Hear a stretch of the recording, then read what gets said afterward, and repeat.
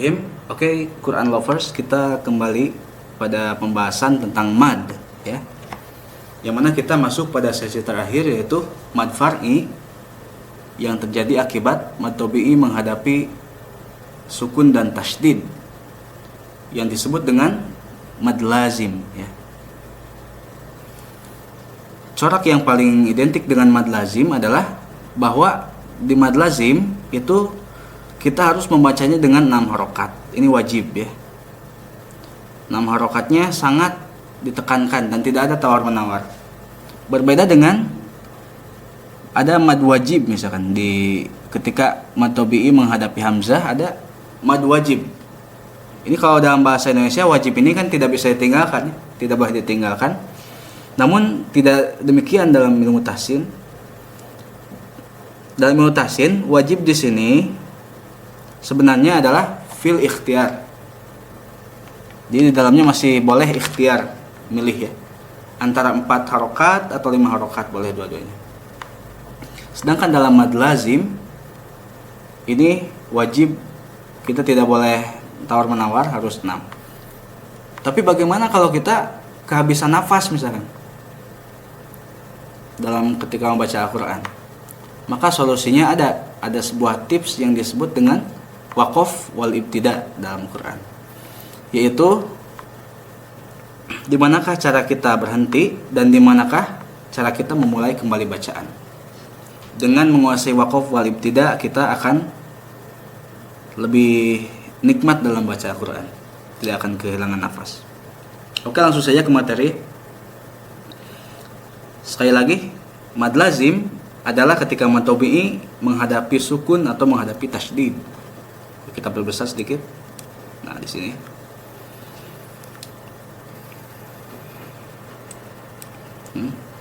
Oke. Mad lazim secara umumnya terbagi 2. Ada mad lazim kalimi atau yang berbentuk kalimat, ada mad lazim harfi yang berbentuk huruf. Untuk mempermudah pembahasan, kita awali dulu dengan huruf ini.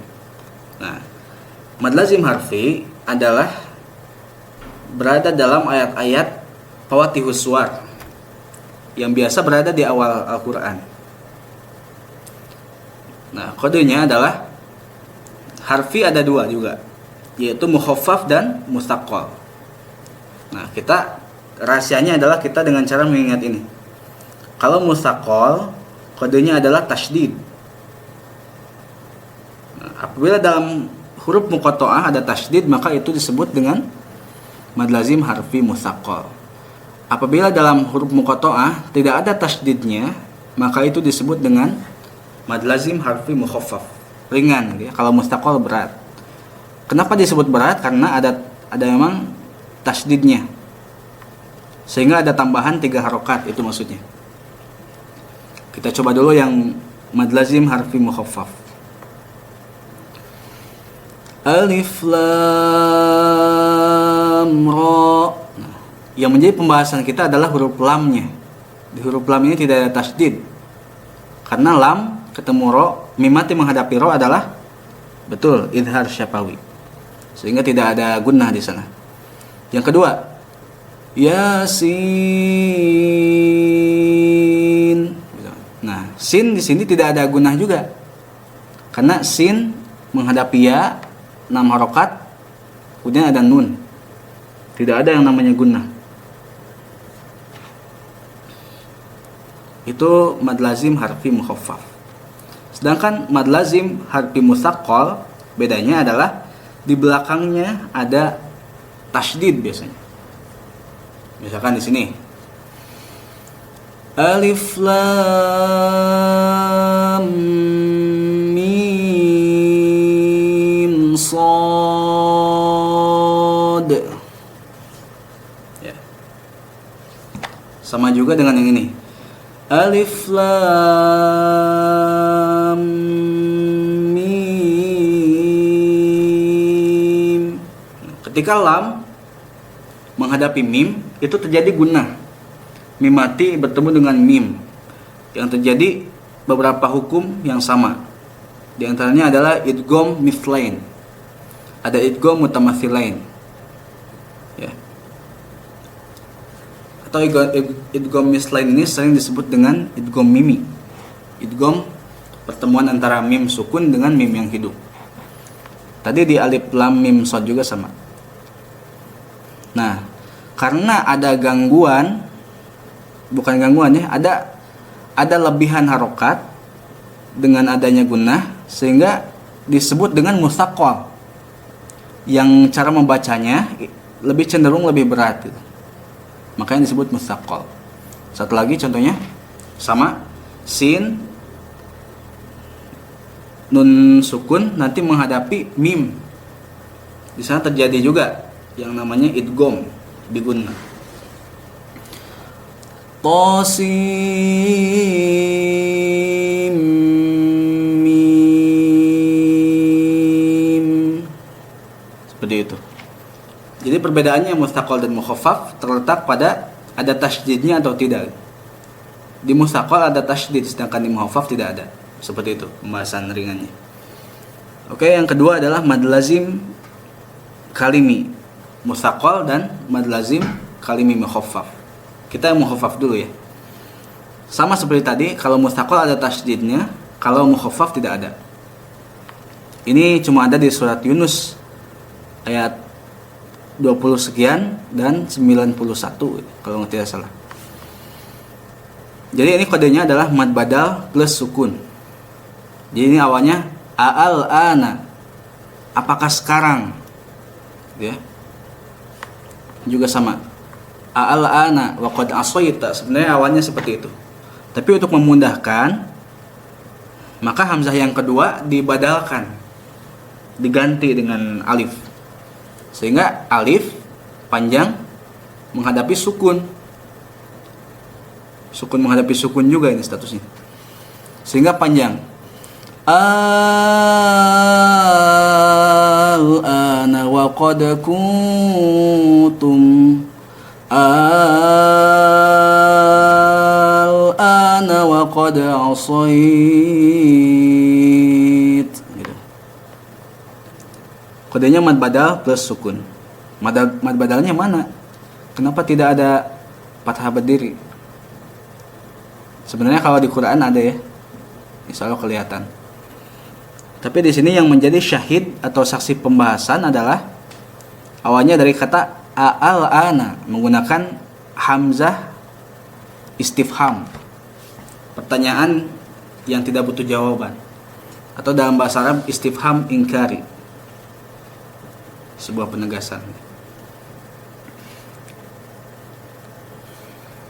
Ini adalah ayat tentang Allah Subhanahu wa taala yang ketika Fir'aun tobat Allah Subhanahu wa taala, maka pada waktu itu, apakah sekarang ketika engkau mau meninggal, ketika engkau mau tewas tertelan lautan, baru kamu akan bertobat? Seperti itu. Jadi pertanyaan yang tidak butuh jawaban memang gitu. Istifham inkari. Kodenya adalah mad badal plus sukun. Oke, selanjutnya adalah mad lazim kalimi mustaqal. Nah, ini kodenya diingat-ingat karena nanti akan berkaitan dengan mad farku. Adalah mad tabi'i plus tasydid. Jadi di sini tidak ada mad badal. Mad lazim mustaqal kalimi, atau yang sering kita baca dengan yang berada di dalam surat Al-Fatihah. Waladdallin. Sama saja.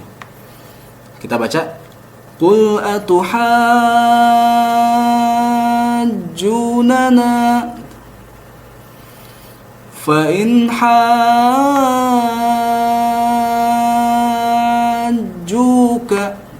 Dalam pembacaannya ini wajib 6 harokat. Oke.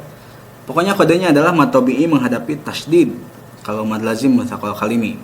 Kalau mad lazim mukhaffaf kalimi, ini mad badal plus sukun. Nah, ini mad farku yang kata ulama tahsin disebut unik. Kenapa disebut farku? Karena emang beda sendiri. Ini pasangan-pasangan yang kita istilahkan dengan resmi ya. Pasangan resmi itu biasanya mad badal plus sukun, mad tabi'i plus tasydid. Namun dalam kasus mad farku, bedanya adalah di sini mad badalnya dari sini, sedangkan tasydidnya dari sini. Nah, jadi ini satu pasangan yang bersilangan antara mukhaffaf dengan mutsaqal. Kodenya adalah mad badal plus tasydid. Jadi mad badalnya adalah milik mukhaffaf, sedangkan tasydidnya milik mutsaqal. Ini kata para ulama tasydid ini sebuah yang aneh. Makanya disebut dengan mad farqu, mad yang beda katanya. Farqu itu artinya beda. Nah, ini contohnya tidak banyak dalam Al-Quran, cuma 3. Dan salah satunya sama gitu ya. Cara bacanya sama juga. Nah, ini awalnya adalah A'allahu khairun.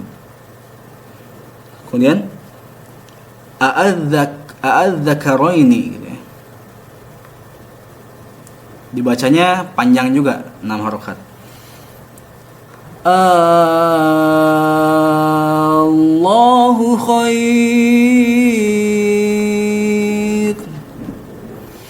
A'adzakarain. Seperti itu. Atau ayat lengkapnya kita coba dibaca dalam mad farqu ya. Qul Allahu adzina lakum am 'ala Allahi taftarun.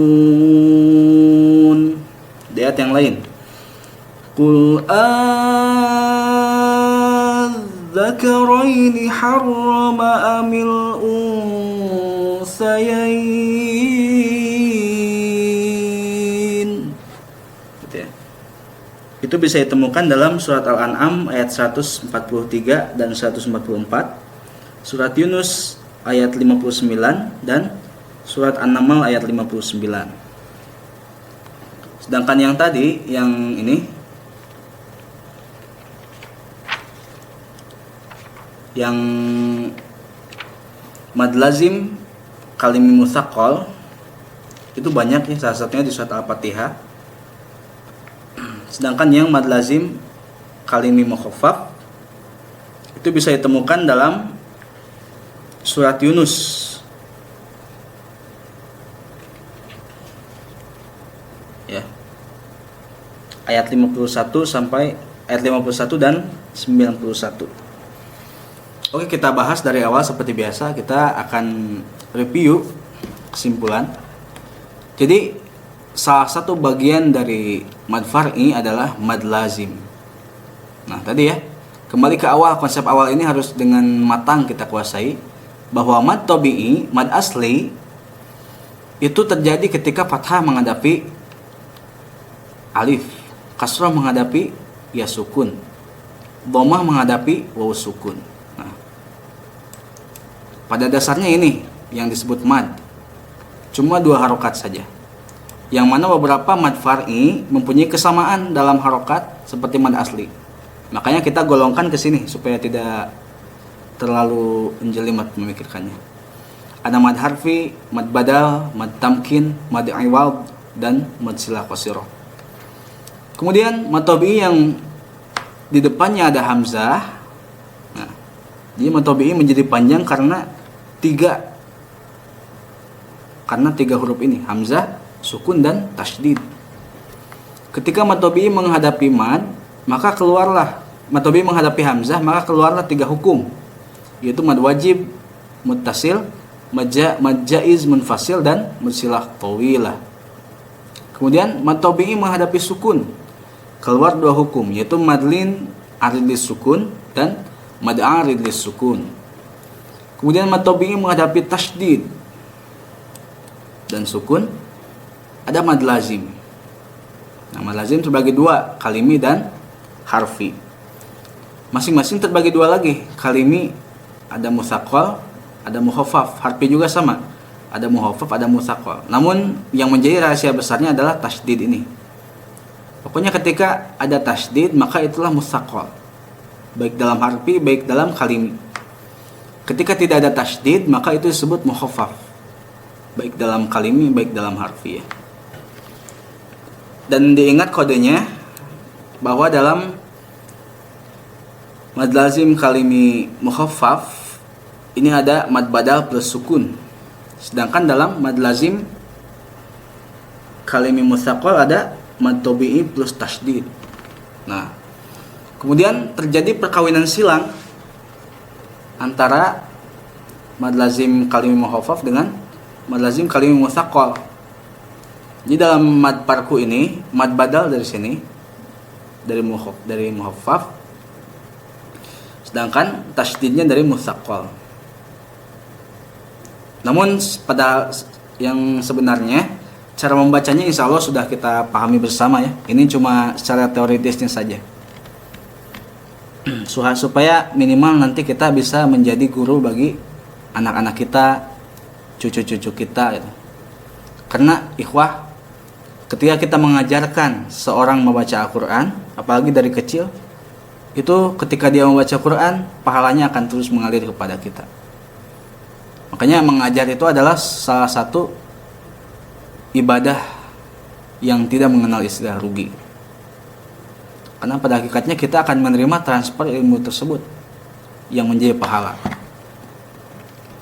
Oke, demikian seputar hukum mad. Insya Allah nanti akan ada pembahasan-pembahasan lain seputar ilmu tajwid dan tahsin.